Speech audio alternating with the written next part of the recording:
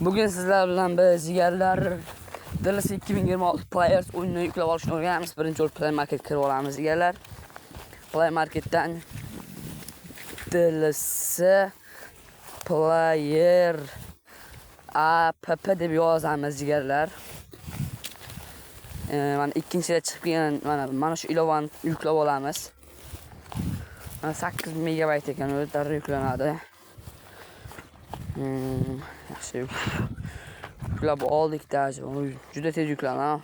Bu ilovaga keyin kirishimiz kerak jigarlar, yuklab olindi. Ilovaga kiramiz. Disaktor datos degan tugmani bosamiz. Yana shu ko'k tugmani bosamiz. Yana is disaktor degan dator degan tugmani bosamiz. Mana bu yerda ma'lumotlarni yuklash kerak jigarlar. Jigarlar, kimga Dallas haqida qandaydir muammolaring bo'lsa yo aytsanglar, kommentariyga yozib kelsa, o'sha muammoni hal qilishga harakat qilaman jigarlar. Nasib yana yangi video chiqadi. Kuzatsanglar inshaalloh.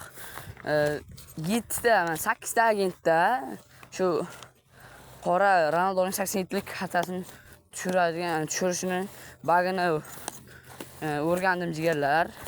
Sinab ko'rdim, juda to'g'ri ekan. Shuni sizlarga aytib beraman jigarlar. Qanaqa qilib 7 ta agentni nima qilib ochsa, o'sha shu 8-agentda 100% tushishini sizlarga o'rgatib beraman. Mana yuklab olyapti, 95 o'zi yukladi. Hozir sizlarga biz tangani nima qilishni ko'rsataman. Futbolchilar chiqmayapti, yozib qo'yaylikchi. Ronaldo chiqmayapti-ki. Bilan nima kirib ketdi bu? Reklamaga kirib ketdimi? Nima edi bu endi? Bu bizga kerak emas. Birinchi qatorga o'tamiz. U mana futbolchilar chiqdi.